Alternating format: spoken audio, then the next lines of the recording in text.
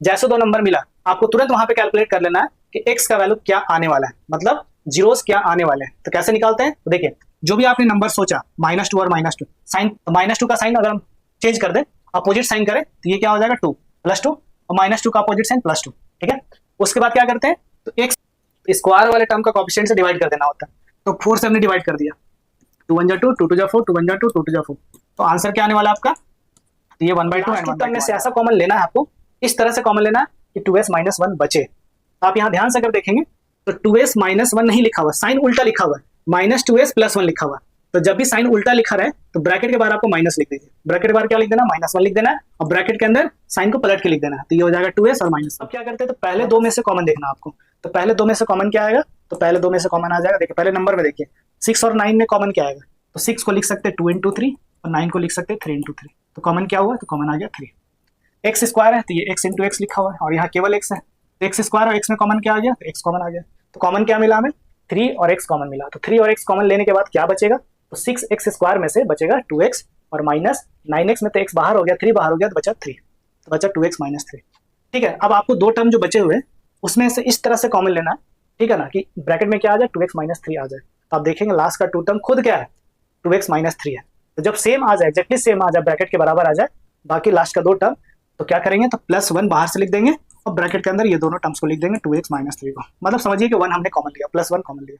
Hello बच्चों, फिर से मैं आपका स्वागत करता हूं अपने इस यूट्यूब चैनल में।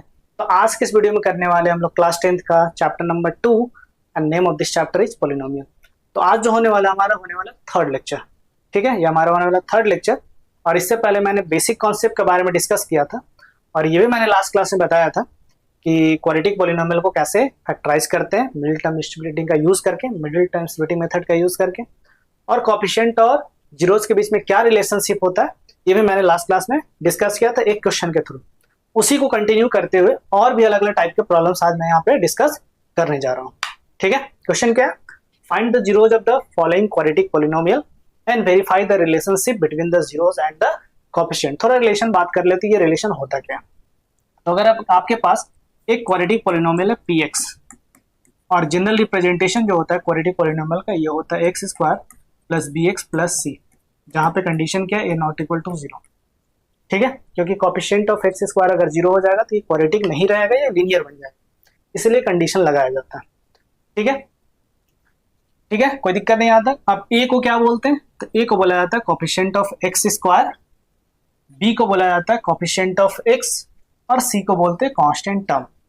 ठीक है, तो कोएफिशिएंट और जीरोस के बीच में क्या रिलेशनशिप होता है, तो अगर जीरोस, इसका जीरोस अगर अल्फा बीटा है, वेट अ मिनट, यस, अगर इसका जीरोस अल्फा बीटा है, ठीक है, तो पहला रिलेशन क्या आता है, तो सम ऑफ जीरोस, मतलब दोनों का सम कीजिएगा तो किसके बराबर आ जाएगा, तो ये -b/a minus coefficient of x upon coefficient of x², पहला रिलेशन। दूसरा रिलेशन प्रोडक्ट ऑफ जीरोस, मतलब अल्फा इंटू बीटा, तो ये हो जाता c/a के बराबर। ठीक है, कोई दिक्कत नहीं है। अल्फा बीटा जीरोस को मल्टीप्लाई कीजिएगा तो constant term upon coefficient of x के बराबर, कोएफिशिएंट ऑफ x² के बराबर आ जाता है ये। ठीक है, ये रिलेशन हमने लास्ट क्लास में डिस्कस किया था। ओके, चलिए अब आगे बढ़ते हैं। अब यहाँ पे देखते हैं और भी प्रॉब्लम्स हम यहाँ पे देखते हैं। लास्ट क्लास में मैंने एक प्रॉब्लम डिस्कस किया था, वहां पे अच्छे से एक्सप्लेन किया था कि कैसे हम लोग फाइंड करते हैं मिडिल टर्म स्प्लिटिंग का यूज करके जीरोस। ठीक है, मेरे पास आज एक अनदर टाइप का क्वेश्चन है। लास्ट क्लास में जो मैंने क्वेश्चन डिस्कस किया था उसमें x² का कोएफिशिएंट जो था, मतलब स्क्वायर वाले टर्म का कोएफिशिएंट था 1। आज जो यहाँ पे दिया हुआ कोएफिशिएंट ये है 4। ठीक है, ये कोएफिशिएंट क्या है यहाँ पे, ये कोएफिशिएंट है आपका 4।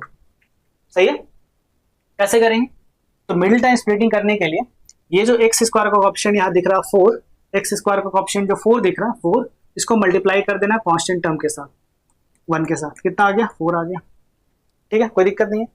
अब आपको क्या करना है, मिडिल वाला जो टर्म दिख रहा है, मिडिल वाला टर्म -4s, इसमें नंबर क्या है, -4 है, तो इस -4 को दो नंबर में इसको ब्रेक करने हैं, दो नंबर में ब्रेक करने हैं। इस तरह से ब्रेक करना कि मल्टीप्लाई करने से आंसर 4 आ जाए और ऐड या सब्ट्रैक्ट करने से आंसर -4 आ जाना चाहिए। तो मल्टीप्लाई करने से 4 किसके बराबर, इसके बराबर आ जाना चाहिए, और ऐड या सब्ट्रैक्ट करने से मिडिल वाला टर्म जो है उसका कोएफिशिएंट के बराबर आना चाहिए, मतलब -4 के बराबर आ जाना चाहिए। ठीक है ना, कोई दिक्कत नहीं यहाँ तक। कैसे सोचे इसको, तो मैंने बताया था कि 4 और 1 को मल्टीप्लाई करके क्या आ रहा, तो ये आ रहा 4। अब आप सोचिए ऐसे कि किस दो नंबर को मल्टीप्लाई करके 4 आता है। ठीक है, तो एक तो बोलेंगे 1 इंटू 4 आता है सर, ठीक है, 2 इंटू 2 4 आता है, सही है, ठीक है। और कोई दो ऐसे नंबर है क्या जिसको मल्टीप्लाई करके 4 आता है, नहीं, ठीक है। कभी कभी आप ऐसे भी सोच सकते हैं, ये जो 4 है इसका फैक्टराइजेशन कर लीजिए, तो 2 2 जा 4 एंड 2 1 जा 2, ठीक है। तो 4 को कैसे लिख सकते हैं, तो 2 इंटू 2 इंटू 1। अब इसी में से कुछ नंबर्स होंगे, मतलब 2 नंबर 3 नंबर, ठीक है, 2 इंटू 2 ले लीजिए, ठीक है, 4 और 1 ले लीजिए एक पेयर, या फिर 2 एंड 2 एक पेयर ले लीजिए। अब आपको सोचना पड़ेगा कैसे आएगा, ठीक है ना।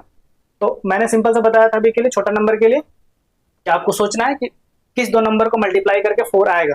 तो एक तो आंसर है 1 और 4 को मल्टीप्लाई कर दीजिए, ठीक है। दूसरा 2 और 2 को मल्टीप्लाई कर दीजिए तो भी 4 आ जाएगा। मल्टीप्लाई करने से क्या लाना आपको, तो 4 और 1 के मल्टीप्लीकेशन के बराबर आना चाहिए। तो 4 और 1 का मल्टीप्लीकेशन क्या आ रहा, 4 आ रहा, मतलब दो नंबर को मल्टीप्लाई करके 4 लाने हैं, प्लस 4 लाना है, ठीक है। और उसी दो नंबर को जब हम सब्ट्रैक्ट करें या फिर ऐड करें तो -4 आ जाना चाहिए। तो पक्का ये दोनों नंबर कैसे नंबर होंगे, तो दोनों नंबर होंगे नेगेटिव नंबर। दो नेगेटिव नंबर को ऐड कीजिएगा तो आंसर माइनस में आता है, और दो नेगेटिव नंबर को मल्टीप्लाई कीजिएगा तो आंसर प्लस में आता है, ठीक है। तो दोनों नंबर कैसे होंगे, नेगेटिव होंगे। मतलब ये जो हमारा 4 और 1 दिख रहा, इसमें -1 और दूसरा -4 ऐसे लिखेंगे, दोनों को मल्टीप्लाई करेंगे 4 आएगा।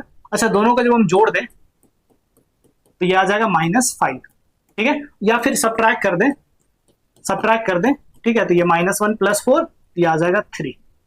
तो हमें सब्ट्रैक्ट करके -5 नहीं लाने हैं, 3 नहीं लाना। तो ये जो हमारे पास ऑप्शन था -1 और 4, ये खत्म हो गया। दूसरा पेयर क्या था, 2 2, तो -2 दोनों नेगेटिव रखना है इसलिए, और -2 मल्टीप्लाई करें तो 4 आ जाएगा, और -2 और +2 करें, प्लस ऑफ -2 प्लस ऑफ -2, तो ये -4 आ जाएगा। तो ये कंडीशन सेटिस्फाई कर गया, मतलब मल्टीप्लाई करने से 4 और ऐड या सब्ट्रैक्ट करने से -4, तो ऐड करने से -4 आ गया। तो दो नंबर कौन कौन से हैं, तो वो दो नंबर है आपके -2 एंड -2, ठीक है। तो जैसे दो नंबर मिला आपको तुरंत वहां पे कैलकुलेट कर लेना है कि x का वैल्यू क्या आने वाला है, मतलब जीरोस क्या आने वाले हैं। तो कैसे निकालते हैं, तो देखिए, जो भी आपने नंबर सोचा -2 और -2, साइन इसका पलट दीजिए। तो -2 का साइन अगर हम चेंज कर दें, अपोजिट साइन करें, तो ये क्या हो जाएगा 2 + 2, और -2 का अपोजिट साइन +2, ठीक है। उसके बाद क्या करते हैं, तो x का कोएफिशिएंट जो होता है उससे डिवाइड कर दीजिए। x का ऑप्शन, x स्क्वायर का कोएफिशिएंट, ठीक है ना, मतलब यहाँ पे x नहीं लिखा हुआ, यहाँ पे s स्क्वायर लिखा हुआ है। स्क्वायर वाले टर्म का कोएफिशिएंट से डिवाइड कर देना होता है। तो 4 से हमने डिवाइड कर दिया, 2 1 जा 2, 2 2 जा 4, 2 1 जा 2, 2 2 जा 4। तो आंसर क्या आने वाला है आपका, तो ये 1/2 एंड 1/2 आने वाला है। मतलब जब आप सॉल्व करेंगे तो जीरोस क्या क्या आएगा, तो 1/2 एंड 1/2, ठीक है। चलिए अब इसको सॉल्व करते हैं जैसे हम लोग सॉल्व करना होता है, ठीक है ना। तो दो नंबर कौन कौन से मिल गए, तो दो नंबर मिल गए आपके -2 एंड -2, ठीक है, कोई दिक्कत नहीं है। चलिए तो कैसे लिखते हैं इसको, तो मैंने बताया था कि लास्ट वाले टर्म को लिख लीजिए और फर्स्ट वाले टर्म को लिख लीजिए। तो फर्स्ट वाला टर्म हमने लिखा और लास्ट वाला टर्म हमने लिख दिया। मिडिल वाले टर्म को कैसे लिखेंगे, तो दो नंबर में -2 और -2 में ब्रेक कर दीजिए, दोनों जगह पे x लगा दीजिए। x होता तो x लिखते, y होता तो y लिखते हैं, ठीक है। फिर क्या करते हैं, पहले दो टर्म में से कॉमन लीजिए, पहले दो टर्म्स में से कॉमन देखें। तो पहले दो टर्म में से कॉमन आपको दिख रहा होगा 2 और s, बिकॉज इस 4 को लिख सकते हैं, ठीक है। 4s स्क्वायर को कैसे लिख सकते हैं, तो 2 इंटू 2 4 और s इंटू s स्क्वायर, और फिर क्या -2s, दोनों में कॉमन क्या है, तो एक 2 कॉमन आ रहा है, s कॉमन आ रहा है, तो 2s कॉमन आ गया। तो 2s जैसे कॉमन लेंगे आप, बचेगा क्या, तो यहाँ पे बचा 2s और माइनस, ये पूरा कॉमन आया मतलब 1 बचा, तो 2s - 1 बचा, ठीक है। अब लास्ट टू टर्म में से ऐसा कॉमन लेना है आपको, इस तरह से कॉमन लेना है कि 2s - 1 बचे। तो आप यहाँ ध्यान से अगर देखेंगे तो 2s - 1 नहीं लिखा हुआ, साइन उल्टा लिखा हुआ है, -2s + 1 लिखा हुआ।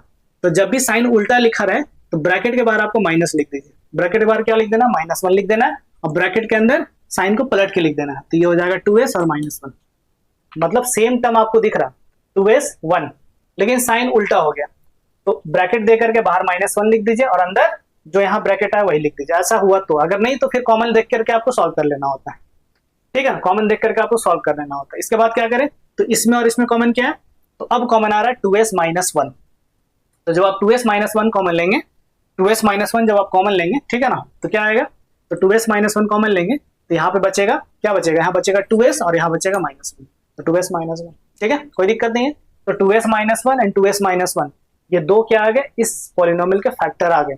जीरोस निकालने के लिए क्या करेंगे, जीरोस निकालने के लिए दोनों फैक्टर को 0 के बराबर करेंगे, ठीक है। हमारा याद रखिएगा आंसर क्या आ चुका है हमारा 1/2 एंड 1/2, ठीक है। चेक कर लेते हैं यहाँ पे, तो 2s -1 को जब 0 के बराबर करेंगे, सॉल्व करेंगे तो -1 जब उधर जाएगा तो +1 और इस 2 जब उधर जाएगा तो ये हो जाएगा डिवाइड में, तो 1/2 s का वैल्यू आ गया। यहाँ से s का वैल्यू क्या आ गया, तो यहाँ से भी सॉल्व करेंगे, सेम ही एक्सप्रेशन है, तो 1/2 आ जाएगा। दो वैल्यू क्या क्या आ गया, 1/2 एंड 1/2, जो मैंने पहले निकाल के बता दिया था, ठीक है ना। चलिए, तो ये दो वैल्यू जो आ रहे हैं क्या आ रहे हैं, बेसिकली जीरोज आ रहे हैं। किसके जीरोज आ रहे हैं, इस पॉलिनोमियल के जीरोज आ रहे हैं। तो एक वैल्यू को आप समझ सकते हैं, ऐसा लिख सकते हैं कि एक वैल्यू हमारा अल्फा है 1/2 और दूसरा वैल्यू क्या हमारा बीटा, क्योंकि अल्फा बीटा यूज करते हैं किस लिए, तो जीरोस को रिप्रेजेंट करने के लिए, ठीक है। वेरीफाई करना ना, ठीक है ना, वेरीफाई करना सम ऑफ जीरोस, तो सम ऑफ जीरोस मतलब दोनों को ऐड करना है, तो 1/2 + 1/2, ठीक है, ये हो गया सम ऑफ जीरोस। जीरोस क्या था हमारा 1/2 एंड 1/2, दोनों को सम करेंगे, 1/2 + 1/2 दोनों को सॉल्व करेंगे तो आ जाएगा आपका 1, ठीक है। किसके बराबर होता है, तो ये -b/a के बराबर होता है, माइनस फिर कॉफिशिएंट ऑफ, ठीक है, कॉफिशिएंट ऑफ s मतलब उस टर्म का कॉफिशिएंट जिसका डिग्री है 1, जिसका पावर है 1, और डिवाइडेड बाय 8 मतलब कॉफिशिएंट ऑफ s², ठीक है। देखते हैं क्या आता है, तो -b तो -4 तो -4 डिवाइडेड बाय 4, ठीक है। तो -4 + 4 डिवाइडेड बाय 4 तो ये आ गया 1, मतलब सम निकाले तो 1 आया और -b/a निकाले तो भी क्या आ गया 1 आ गया। तो यहाँ से वेरीफाई हो गया कि सम ऑफ जीरोस किसके बराबर होता है, तो -b/a के बराबर होता है। अब प्रोडक्ट निकाल के देखते हैं, प्रोडक्ट ऑफ जीरो, तो 1/2 इंटू 1/2 करेंगे, ठीक है, तो 1 × 1 1 हो गया, 2 × 2 4 हो गया, तो ये आ गया आपका 1/4, ठीक है। किसके इक्वल होता है ये, c/a के बराबर होता है। तो c/a निकाल के देखते हैं, मतलब constant term divided by coefficient of x², तो कांस्टेंट टर्म यहाँ पे है 1 और divided by coefficient of s², ये आ गया 4, तो 1/4, ठीक है, किसके बराबर आ गया, तो प्रोडक्ट ऑफ जीरोस के बराबर आ गया, ठीक है, सही है। तो यहाँ से हम बोल सकते हैं कि प्रोडक्ट ऑफ जीरोस किसके बराबर आ गया, तो c/a के बराबर आ गया। तो दूसरा रिलेशन वेरीफाई हो गया। इस तरह से आप वेरीफाई कर सकते हैं, ठीक है। चलिए करते हैं नेक्स्ट क्वेश्चन, ठीक है। यहाँ पे क्या कांस्टेंट टर्म मिसिंग है, कांस्टेंट टर्म है ही नहीं, तब इसको फैक्टराइज करना बहुत ही आसान है, ठीक है, फैक्टराइज करना बहुत ही आसान है। इन दोनों में से सिंपल आप कॉमन देख लीजिए क्या है। एक तो आपको दिख रहा है 4 कॉमन है, बिकॉज 8 को हम क्या समझ सकते हैं, 8 को कैसे सोच सकते हैं, ये लिखा हुआ 2 × 4 लिखा हुआ है, यहाँ से 4 आप कॉमन ले सकते हैं, एस भी कॉमन ले सकते हैं, बिकॉज यहाँ पे सॉरी नॉट एस यू, यहाँ पे क्या लिखा हुआ 4u², तो 4 × u² मतलब 4 × u, ठीक है। तो कॉमन क्या आ गया, तो ये आ गया 4u कॉमन आ गया, ओके 4u यहाँ पे कॉमन आ गया, तो 4u जैसे कॉमन लेंगे आप, ठीक है ना, 4u कॉमन लेंगे, यहाँ पे क्या बचेगा u + 2 बचेगा। तो दो फैक्टर कौन कौन है, तो एक फैक्टर है 4u, दूसरा फैक्टर u + 2। जीरो निकालने के लिए क्या करेंगे, तो फैक्टर को 0 के बराबर कर देंगे, तो फैक्टर को 0 के बराबर करेंगे तो क्या हो जाएगा, तो 4u जब 0 के बराबर होगा तो 4 उधर ले जाइए, तो 0/4 u का वैल्यू निकल के आ गया 0, और दूसरा u का वैल्यू कितना है, ये आ गया -2, ठीक है। तो दो जीरोस कौन कौन आ गए, तो जीरोज आ गए 0 और दूसरा जीरोज आ गया -2, ठीक है। तो अल्फा का वैल्यू आप 0 सोच सकते हैं और बीटा का वैल्यू आप समझ सकते हैं ये -2 है, ठीक है ना। अब हमें क्या निकालना, सम ऑफ जीरोस, वेरीफाई करने के लिए सम ऑफ जीरोस, जीरोस का सम निकालते हैं, तो एक जीरो आपका 0 और प्लस दूसरा जीरो है -2, सॉल्व करेंगे तो -2 आ गया। हमें मालूम है कि सम ऑफ जीरोस किसके बराबर होता है, सम ऑफ जीरोस किसके बराबर होता है, तो सम ऑफ जीरोस बराबर होता है -b/a के बराबर, तो -b/a निकाल के देखते हैं, ये माइनस और b का वैल्यू कितना है, b मतलब उस टर्म का कोएफिशिएंट जिसका पावर है 1, तो यहाँ पे u का पावर 1, तो इसका कोएफिशिएंट है 8, तो क्या -8 divided by coefficient of u², ठीक है, coefficient of u² that is 4, ठीक है। तो ये हो गया -8/4, सॉल्व करेंगे तो ये -2 आ गया, ठीक है ना। तो सम ऑफ जीरोस जब हमने किया अल्फा प्लस बीटा निकाला तो ये -2 आया, और -b/a निकाला तो ये भी -2 आया, तो ये दोनों बराबर हो गए, तो पहला रिलेशन हो गया वेरीफाई यहाँ पे, ठीक है, कोई दिक्कत नहीं आता। अब निकालते हैं प्रोडक्ट ऑफ जीरोस,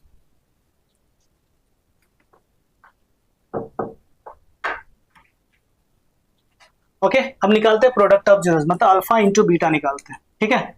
तो एक जीरोस क्या हमारा 0 और दूसरा जीरोस क्या है -2, तो 0 × -2 ये हो गया 0, ठीक है। किसके बराबर होता है, c/a के बराबर होता है, कांस्टेंट टर्म अगर कांस्टेंट टर्म नहीं दिखेगा तो उस समय सी का वैल्यू कितना हो जाएगा 0। तो कांस्टेंट टर्म आपका है 0 और कोफिशिएंट ऑफ यू स्क्वायर आपका है 4, 0.4 ये 0। तो दूसरा रिलेशन वेरीफाई हो गया, product of zero equal to c upon a. तो सेकंड वाले रिलेशन में यहाँ पे क्या हो गया, वेरीफाई हो गया आपका। ठीक है, now coming to the next question.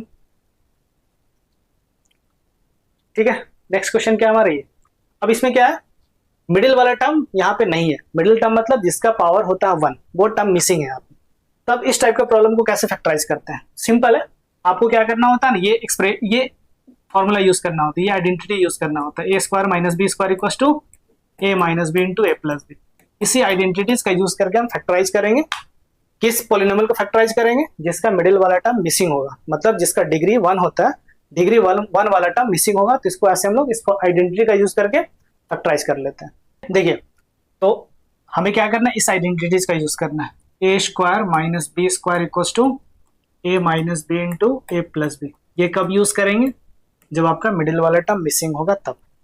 ठीक है, अब यहाँ पे लिखा हुआ हमें इस फॉर्म में लाना है एक्सप्रेशन को, ए स्क्वायर माइनस बी स्क्वायर मतलब पहले टर्म का स्क्वायर माइनस दूसरे टर्म का स्क्वायर। तो एक टर्म का स्क्वायर तो यहाँ पे दिख रहा है टी स्क्वायर, ये दूसरा टर्म लिखा हुआ -15, तो इसको कैसे लिख सकते हैं, तो आपको मालूम होगा कि अगर रूट एक्स का स्क्वायर करें तो आंसर आ जाता है एक्स। इसका मतलब यही हुआ कि रूट 15 का जब स्क्वायर करेंगे तो ये हो जाता है 15। मतलब 15 को कैसे लिखा जा सकता है, तो 15 को लिख सकते हैं हम लोग कैसे, इसको लिखा जा सकता है टी स्क्वायर, इसको लिख सकते हैं 15 को कैसे लिख सकते हैं, तो रूट 15 का स्क्वायर। मतलब इसी एक्सप्रेशन को हम कैसे लिख सकते हैं, तो इसको लिखा जा सकता है T square minus root 15 square, T square minus root 15 square.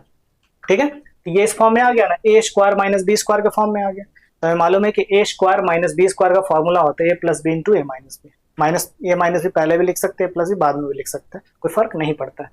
ठीक है, तो ए हो गया आपका टी, तो T plus root 15 into T minus root 15, और ये जो दो टर्म आ रही है इसका क्या हो गया, इस पॉलिनोमियल का फैक्टर हो गया। जीरोज निकालने के लिए क्या करते हैं, तो जीरोज निकालने के लिए दोनों फैक्टर को 0 के बराबर करेंगे। ठीक है, कोई दिक्कत नहीं है। तो क्या हो जाएगा, T plus root 15 equal to 0 और T minus root 15 equal to 0। तो रूट 15 जब उधर जाएगा तो माइनस रूट 15 हो जाएगा, और प्लस रूट 15 उधर जाएगा तो माइनस रूट 15 उधर जाएगा तो प्लस रूट 15 आ जाएगा। ठीक है, कोई दिक्कत नहीं है। तो यहाँ से आप सोच सकते हैं कि अल्फा का वैल्यू माइनस रूट 15 आ गया एंड बीटा का वैल्यू आ गया अंडर रूट ऑफ 15। ठीक है, कोई दिक्कत नहीं है। अब हमें क्या करना है, रिलेशनशिप को वेरीफाई करना है। तो पहला रिलेशन होता है sum of zeros, alpha plus beta equal to क्या होता है, तो अल्फा का वैल्यू हो गया रूट 15, ठीक है, अच्छा माइनस रूट 15 है प्लस रूट 15, तो ये हो गया आपका 0। किसके बराबर होता है, तो ये होता है माइनस बी अपॉन ए के बराबर। माइनस बी क्या होता है, तो मिडिल वाले टर्म का कॉफिशिएंट, मतलब जिस टर्म का डिग्री होता है 1 उसका कॉफिशिएंट। तो वो टर्म तो यहाँ है ही नहीं, तो उसका कॉफिशिएंट क्या हो जाएगा, 0 हो जाएगा, डिवाइडेड बाई एक्स स्क्वायर वाले टर्म का कॉफिशिएंट, स्क्वायर वाले टर्म का कॉफिशिएंट, तो टी स्क्वायर का कॉफिशिएंट है 1, तो बाई 1 ये हो गया आपका 0। तो सम करने से भी 0 और माइनस बी अपॉन करने से भी 0। तो यहाँ से हम बोल सकते हैं किसके बराबर हो गया, sum of zeros alpha plus beta, या सम ऑफ जीरोस बराबर हो गया माइनस बी अपॉन ए के। पहला रिलेशन वेरीफाई हो गया। दूसरा relationship product of zero, alpha into beta. ठीक है, तो अल्फा आपका माइनस रूट 15 और बीटा है रूट 15। ठीक है, तो ये हो गया माइनस, और रूट 15 इंटू रूट 15 होता है 15, तो आंसर आ गया -15।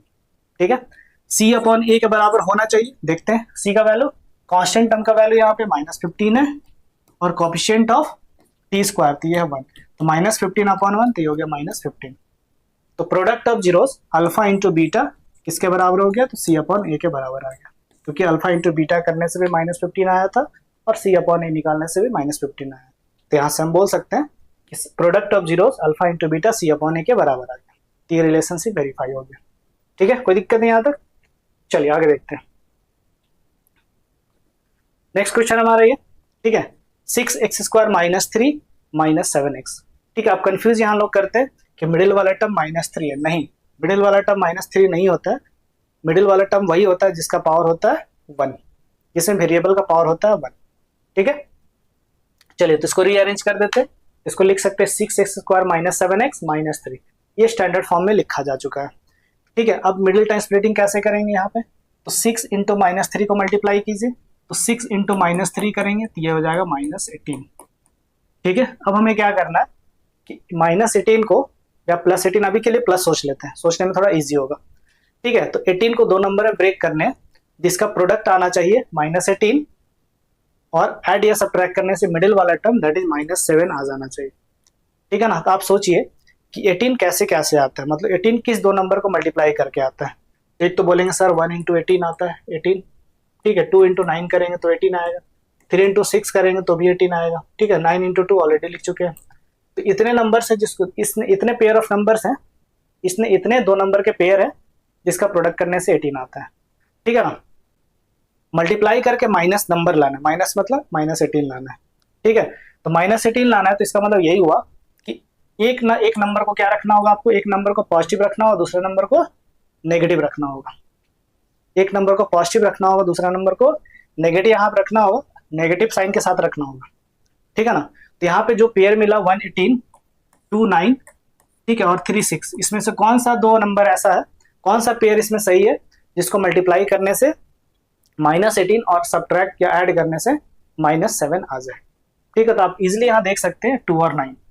ठीक है ना। तो 2 इंटू एक को नेगेटिव रखना है ना, तो -9 को अगर हम नेगेटिव ले लें तो 2 इंटू -9 -18 आ जाएगा, और 2 प्लस -9 ये आ जाएगा -7। ठीक है, तो ये जो हमारा पेयर था 2 और -9 का, यही हमारा 2 पेयर हो गया, 2 नंबर हो गए। ठीक है, मिडिल टर्म को स्प्लिट करने के बाद। ठीक है, तो कैसे इसके बाद क्या करते हैं हम, तो इसके बाद क्या करेंगे, ठीक है ना, इसके बाद क्या करेंगे, एक मिनट, हाँ, तो इसके बाद हम लोग क्या करते हैं, हाँ, ये फर्स्ट वाला टर्म लिखेंगे और लास्ट वाला टर्म को लिख देंगे। अब मिडिल वाले टर्म को कैसे लिखेंगे, तो ये 2 नंबर जो लिखे इसी के सम के फॉर्म में लिख देना है। एक लिखेंगे +2x और दूसरा लिखेंगे -9x। ठीक है, कोई दिक्कत नहीं है। तो पहले किसी को भी लिख सकते हैं, पहले +2 को भी लिख सकते हैं और पहले -9 को भी लिख सकते हैं। तो 6x² -9x +2x और लास्ट वाला टर्म आपका -3। ठीक है, अब क्या करते हैं, तो पहले 2 में से कॉमन देखना आपको। तो पहले 2 में से कॉमन क्या आएगा, तो पहले 2 में से कॉमन आ जाएगा, देखिए पहले नंबर में देखिए 6 और 9 में कॉमन क्या आएगा, तो 6 को लिख सकते हैं 2 इंटू 3 और 9 को लिख सकते हैं 3 इंटू 3। तो कॉमन क्या हुआ, तो कॉमन आ गया 3। x² है तो ये x इंटू एक्स लिखा हुआ है, और यहाँ केवल x है, तो x² और x में कॉमन क्या आ गया, तो x कॉमन आ गया। तो कॉमन क्या मिला हमें, 3 और x कॉमन मिला। तो 3 और x कॉमन लेने के बाद क्या बचेगा, तो 6x² में से बचेगा 2x, और -9x में तो x बाहर हो गया, 3 बाहर हो गया, तो बचा 3, तो बचा 2x - 3। ठीक है, अब आपको 2 टर्म जो बचे हुए उसमें से इस तरह से कॉमन लेना है। ठीक है ना, कि ब्रैकेट में क्या आ जाए, 2x - 3 आ जाए। तो आप देखेंगे लास्ट का 2 टर्म खुद क्या है, 2x - 3 है। तो जब सेम आ जाए, एग्जैक्टली सेम आ जाए, ब्रैकेट के बराबर आ जाए बाकी लास्ट का 2 टर्म, तो क्या करेंगे, तो +1 बाहर से लिख देंगे और ब्रैकेट के अंदर ये दोनों टर्म्स को लिख देंगे 2x - 3 को। मतलब समझिए कि 1 हमने कॉमन लिया, +1 कॉमन लिया। ठीक है, कोई दिक्कत नहीं है। ठीक है, अब क्या करेंगे इसके बाद, तो इस टर्म और इस टर्म में कॉमन क्या आएगा, तो अब इस बार कॉमन आएगा 2x - 3। तो 2x - 3 जब कॉमन लेंगे तो यहाँ पे बचेगा 3x और यहाँ बचे +1। तो 2x - 3 कॉमन लेने के बाद बचा हमारा 3x + 1। ये 2 जो नंबर आ रहे, 2 जो प्रोडक्ट के फॉर्म में एक्सप्रेशन आ रहे, ये क्या हो गया, तो इस पॉलिनोमियल का फैक्टर हो गया। ठीक है, इस पॉलिनोमियल का क्या हो गया, फैक्टर हो गया। ठीक है, तो जीरोस निकालने के लिए क्या करेंगे, इस दोनों फैक्टर को एक एक करके 0 के बराबर करेंगे। ठीक है ना। तो x का वैल्यू निकल के आ जाएगा -3/2, x का वैल्यू निकल के आ जाएगा यहाँ से -3/2, -3/2 नहीं आएगा, प्लस आएगा ना, क्योंकि x इक्वल टू क्या होगा, -3 हो जाएगा, तो +3 और डिवाइडेड बाई 2, और यहाँ से क्या आ जाएगा -1/3। तो 2 जो नंबर आ रहे हैं, 2 वैल्यूज आ रहे हैं x का, वो क्या क्या हो गया, तो एक हो गया 3/2 और दूसरा हो गया, ठीक है, -1/3। इसमें से एक वैल्यू हो गया आपका अल्फा और दूसरा वैल्यू हो गया बीटा। ठीक है, एक वैल्यू हो गया अल्फा, दूसरा वैल्यू हो गया बीटा। तो हमें वेरीफाई करना sum of zeros, alpha plus beta किसके बराबर, तो अल्फा हो गया 3/2 और प्लस बीटा हो गया -1/3। एलसीएम लेंगे, 6 हो जाएगा एलसीएम। ठीक है, ये हो गया आपका 9 और -2, तो ये हो गया 7/6। ठीक है, alpha plus beta some of zeros किसके बराबर होता है, तो -b/a के बराबर होने चाहिए। देखते हैं, तो -b/a, तो -b क्या है, तो कोएफिशिएंट ऑफ x, x का कोएफिशिएंट है -7, तो minus of -7 divided by coefficient of x² that is 6। Solve करेंगे तो माइनस इंटू माइनस प्लस, तो ये हो जाएगा 7/6। तो सम ऑफ जीरोस किसके बराबर आ गया, तो सम ऑफ जीरोस आ गया -b/a के बराबर। कैसे, तो सम निकाला तो 7/6 आया और -b/a निकाला 7/6 आया। ठीक है, दूसरा क्या करेंगे, product of zeros. Product of zeros करेंगे मतलब दोनों जीरोस को मल्टीप्लाई करेंगे, तो 3/2 इंटू -1/3, 3 से 3 कट जाएगा, यहाँ पे आंसर आ जाएगा -1/2। ठीक है, किसके बराबर होने चाहिए, तो C/A के बराबर होना चाहिए। चेक करते हैं बराबर है या नहीं। तो सी का वैल्यू क्या है, पे कांस्टेंट टर्म क्या है, तो -3, तो -3 अपॉन ए, एक्स स्क्वायर का ऑप्शन दैट इज 6, सॉल्व करेंगे तो हो जाएगा -1/2। तो प्रोडक्ट निकालने से -1/2, C/A निकालने से -1/2। हम यहाँ से बोल सकते हैं प्रोडक्ट ऑफ जीरोस C/A के बराबर आ गया। तो इस तरह से हमारा रिलेशनशिप क्या हो गया, वेरीफाई हो गया। ठीक है, कोई दिक्कत नहीं यहाँ तक। चलिए ठीक है, तो जो भी मैंने आज क्वेश्चन डिस्कस किया, आई होप वहां पे यहाँ तक समझ में आया होगा। ठीक है, जो भी मैंने मिडिल टाइम स्प्लिटिंग का कॉन्सेप्ट यहाँ पे दिया आपको समझ में आया होगा। ठीक है, इसके बाद भी अगर कोई डाउट है तब हमें कमेंट करके बता सकते हैं। ठीक है, तो मिलते हैं एक और टेस्टिंग वीडियो के साथ। Thanks for watching video.